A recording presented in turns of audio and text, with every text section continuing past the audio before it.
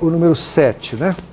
O número 7 também estava na minha lista, porque apresenta um conceito novo que a gente não discutiu em sala, mas que eu achei importante que faça parte do seu repertório, né?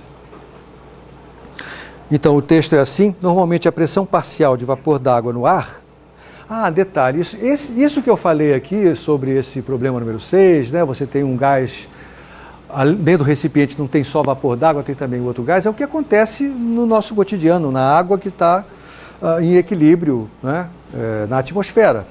Na verdade, a pressão exercida sobre qualquer superfície líquida de água, em exposição na atmosfera, ela está sendo exercida não só pelas moléculas de água que se vaporizaram, como também pelas moléculas do ar atmosférico que estão presentes. Então, essa é uma situação comum. Então, a pressão parcial de vapor d'água no ar é menor que a pressão de vapor de equilíbrio à temperatura ambiente, normalmente. Como é que eu sei disso, hein? Se eu colocar aqui um recipiente com água líquida, né? Eu sei que ele não vai estar em equilíbrio de fases com a água que está dispersa na atmosfera. Como é que eu sei disso? Eu sei porque essa água vai evaporar. Se ela vai evaporar, então ela não está em equilíbrio. Significa que eu vou ter água saindo da fase líquida para a fase gasosa. Como a direção de difusão é da fase líquida para a fase gasosa, eu sei que o potencial químico da fase líquida tem que ser maior que o potencial da fase gasosa. Lembre, a difusão se dá no sentido de procurar o menor potencial. Isso tem a ver com o fato de que a pressão parcial da água sobre a superfície da água líquida é menor do que a pressão de equilíbrio, usando o argumento do ensino médio, né? A pressão é menor, porque se fosse igual, então não haveria evaporação. Se fosse maior, ao invés de evaporação, haveria condensação, tá certo? Como há evaporação, eu sei que a pressão parcial da água é menor que a pressão de vapor no equilíbrio, tá certo? Então são fatos sobre a física, né? Muito simples da gente perceber. A razão entre a pressão parcial de vapor da água e a pressão de vapor de equilíbrio é chamada de umidade relativa. Então tem uma definição aqui. A umidade relativa é o quociente entre a pressão parcial, vamos escrever assim, da água, tá certo? Então veja, se está havendo evaporação, significa que essa pressão parcial é menor do que a pressão de equilíbrio de fases, significa que esse quociente é menor do que 1. Tá bom? Quando esse quociente ficar igual a 1, significa que a pressão parcial da água ficou igual à pressão de equilíbrio de fases e aí parou a evaporação. Não tem mais evaporação. Tá? É isso que a gente chama de umidade relativa. Claro que quanto mais perto de 1 estiver esse quociente, mais perto, mais próximos estão essas duas pressões, mais difícil é a evaporação. Lembra que quando o suor evapora, ele vai roubar a energia do seu organismo, porque ele precisa de 540 calorias por grama para evaporar, então ele está tirando energia do seu organismo e você tem uma sensação mais confortável do ponto de vista térmico.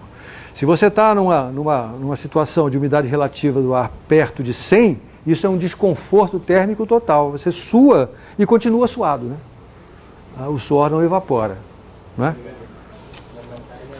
Então, continuando a leitura do texto, quando a umidade relativa é 100%, de modo que o vapor d'água na atmosfera esteja em equilíbrio difusivo com um copo de água líquida, dizemos que o ar está saturado. Saturado, ele não vai absorver mais moléculas de água no estado gasoso. O ponto de orvalho, uma nova definição. O ponto de orvalho é a temperatura na qual a umidade relativa seria de 100% para uma dada pressão parcial de vapor d'água. Então vamos olhar para o que está acontecendo aqui e agora. A umidade relativa do ar certamente não é 100%. Né? Vocês não estão me vendo marcado de água, mas eu estou suando. Tá certo? A umidade relativa não é 100%. Significa que a pressão parcial da água neste momento é menor do que a pressão de vapor do equilíbrio de fases. A pergunta é, a que temperatura a pressão parcial agora ficaria igual à pressão de equilíbrio. Você acha que é uma temperatura mais alta ou mais baixa do que a que nós temos agora? Está aqui, ó. Né? Se eu estou... Então, se eu estou com uma pressão, para uma dada temperatura, uma pressão que está abaixo da pressão de equilíbrio de fases, então aqui está a nossa temperatura ambiente. Então, a pressão parcial já é, digamos, isso aqui. Esse valor aqui. Aqui é a pressão, né? A pergunta é, qual seria a temperatura para a qual esta pressão seria a pressão de equilíbrio de fases? Aqui está ela, uma temperatura mais baixa. Então, se eu mantiver fixa a pressão parcial e variar a temperatura, a umidade relativa vai variar. Para a umidade relativa chegar a 100%, eu tenho que baixar a temperatura. Esta temperatura na qual a pressão parcial agora seria a pressão de vapor no equilíbrio de fases é chamado ponto de orvalho. Então, é isso. Na verdade, o propósito do exercício era basicamente falar sobre essas duas coisas, sobre as quais a gente não falou na aula expositiva. A gente pode fazer algo mais, né? Aí tem lá, item A, use a equação da pressão de vapor, obtida no problema 4 da lista. Aí eu apaguei, mas está aqui. A gente lembra da equação de pressão de vapor que a gente obteve? Que era uma coisa que tinha uma dependência exponencial, o inverso da temperatura, né? Usa a equação de vapor, né? E dados tabelados, outra vez a tabela 511 lá, para desenhar um gráfico da pressão de vapor da água entre as temperaturas de 0 e 40 graus.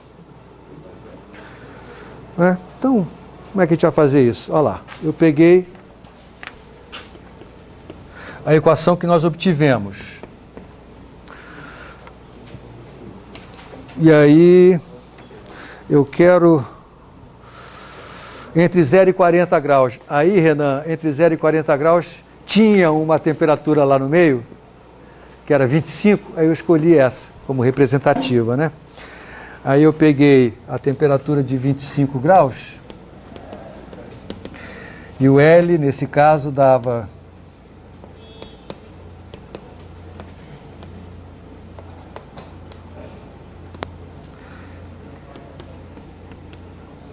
E a pressão de equilíbrio de fases, a pressão de vapor era essa aqui. E aí com isso na mão, eu descobri quem era o L sobre R. Aí eu vou fazer isso rapidinho, é só conta aqui, não tem nada, não tem nenhuma esperteza, né? Isso aqui vai dar...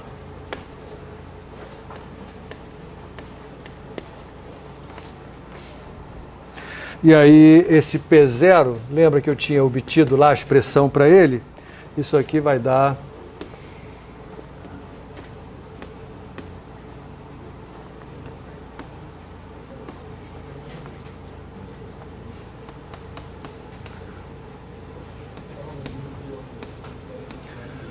Isso aqui dividido por T, 25 Celsius, isso aqui é 298 Kelvin.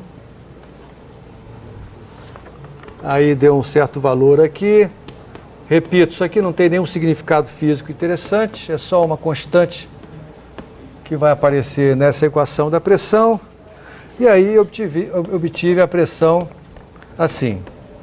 É essa constante multiplicada pela exponencial.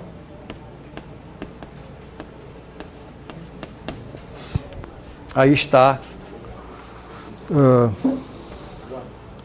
Oi. Essa constante você achou para 100 graus, né? Agora você era 40. Né? Agora eu achei essa constante para 25 graus, porque eu estou interessado no comportamento entre 0 e 40. Antes eu estava interessado no comportamento entre 50 e 100, e eu não tinha dado tabelado para nenhuma temperatura entre 50 e 100. Então, para fazer o ajuste e determinar essa constante, eu podia escolher ou 50 ou 100. Eu escolhi o 100, naquele caso. Agora, eu quero alguma coisa entre 0 e 40. E aí, naquela tabelinha, tem uma temperatura intermediária, que é o 25. Aí, certamente, isso aqui vai ser um ajuste melhor do que se eu pegar cada um dos extremos. Tá? O L é o L que corresponde a essa temperatura de 25. Tá? Ele muda um pouco de uma temperatura. Não muda muito, mas muda um pouquinho de uma temperatura para outra. Tá? E o resultado é que eu vou ter o gráfico algo assim.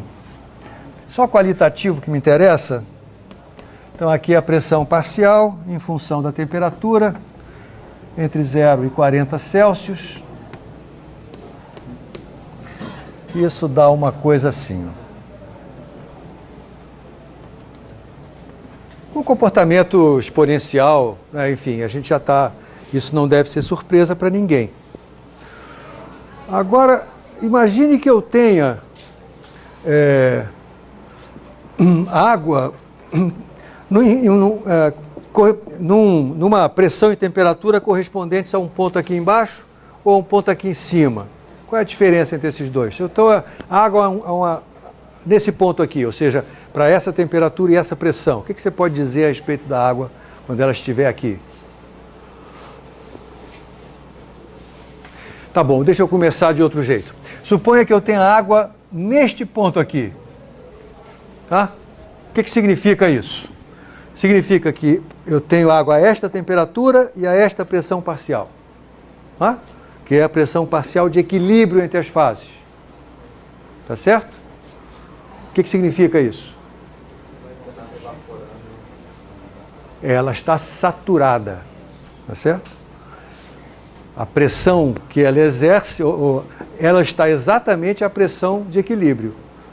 Então, ela está correspondendo a uma umidade relativa que é 100%. Tá certo?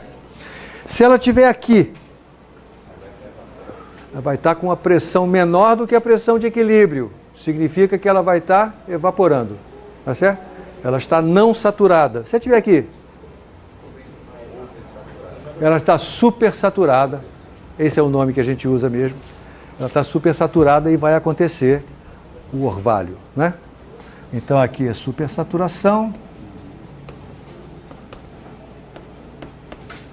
E aqui é não saturação, vai. Aí uma última aplicação dessas ideias é a seguinte. Tarará, piriri. Um detalhe, eu montei aqui, com essa equação, eu montei uma tabelinha, onde de 10 em 10 graus de temperatura eu calculei a pressão. Só para te dizer o que deu. A 0 graus deu 6 milésimos de bar. A 10 graus deu 12 milésimos de bar. A 20 graus deu 23 milésimos. A cada 10 graus de aumento de temperatura, a pressão parcial de equilíbrio dobra. Então ela tá crescendo cada vez mais depressa, né?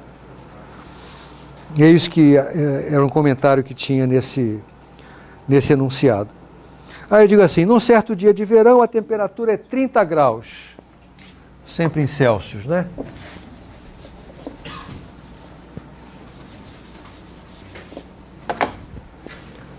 Então eu tenho lá a temperatura de 30 graus Celsius. E aí... suponha que a umidade relativa seja de 90%.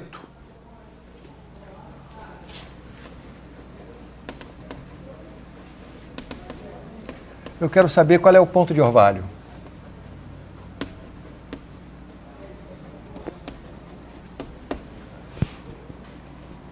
Como é que eu faço? Me interessa aqui o raciocínio, as contas é o de menos. Então vamos primeiro descobrir qual é a pressão parcial àquela temperatura para a umidade de 90%. A pressão parcial de equilíbrio naquela temperatura é 43 milésimos de bar.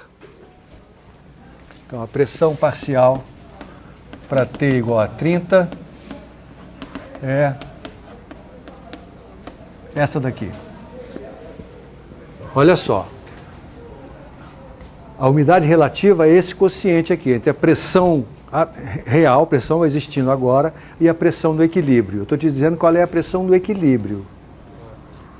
Isso aqui que eu obtive dessa curva. Então, isso aqui é o denominador dessa conta.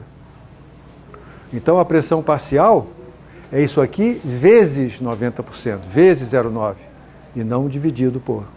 Entendeu? Entendeu? Isso aqui, ó. Isso que aparece aqui é a pressão de equilíbrio, por isso que eu chamo ela de pressão de vapor. Olha, essa palavra, esse termo, pressão de vapor, significa a pressão no equilíbrio de fases, tá? Então é ela que está aqui embaixo. A pressão parcial é a pressão real exercida por átomos da molécula daquela substância na situação presente. E isso aqui é a pressão de vapor, é a pressão de equilíbrio. Tá? A pressão parcial, portanto, Caio, é 90% dessa aqui.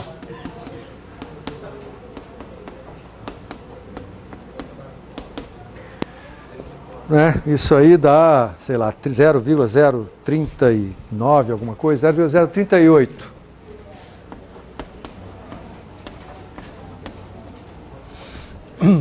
Né? Então, claro que como a umidade é menor do que 100%, significa dizer que está havendo evaporação. Há uma pergunta que eu não fiz. A umidade pode ficar maior do que 100%?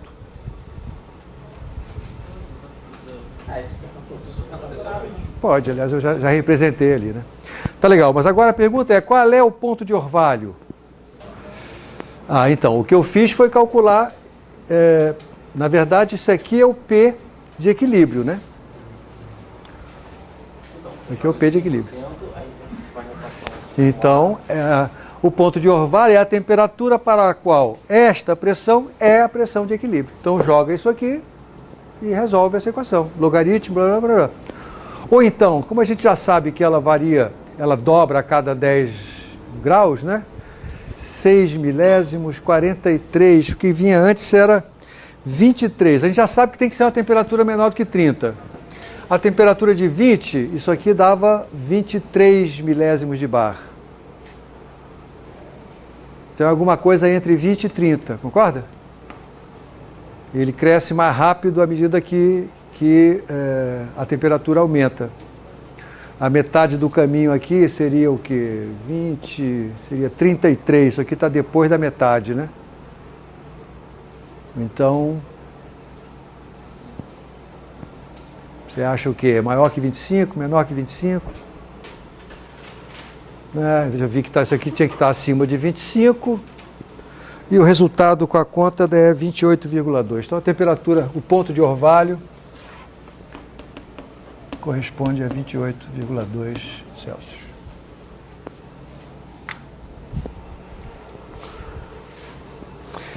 Um outro probleminha que eu gostaria de discutir com você, mas a gente já passou da hora, que é o número 8, que ninguém pediu.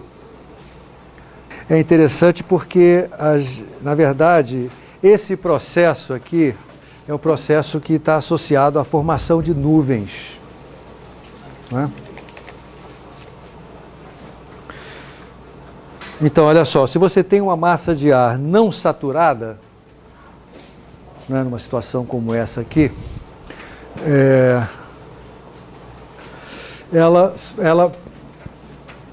sobe na atmosfera e vai resfriando na medida que sobe.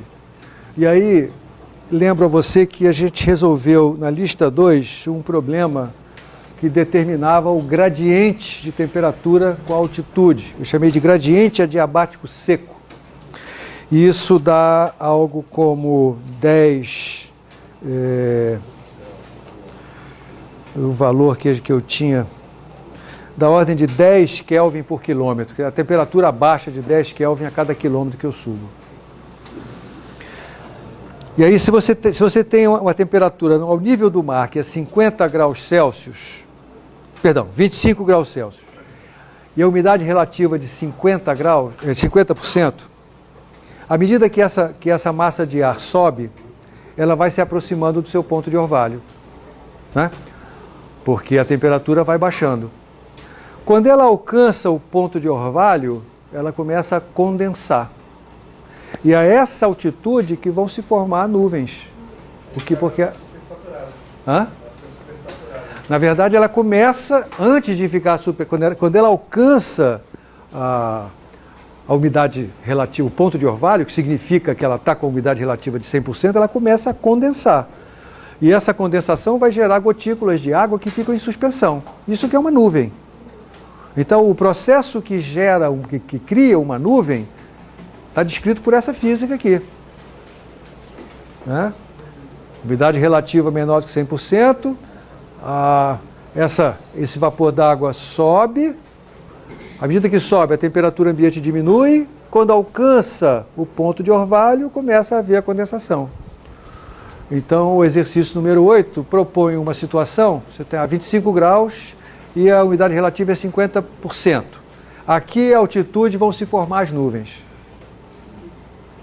Né? E isso é interessante porque você vai ver, quer dizer, quanto maior for a umidade relativa, menor vai ser a altitude no qual as nuvens vão se formar. Porque mais perto eu vou estar do ponto de orvalho. Né? E isso aí é alguma coisa que é calculável. E é isso que o problema número 8 propõe a você.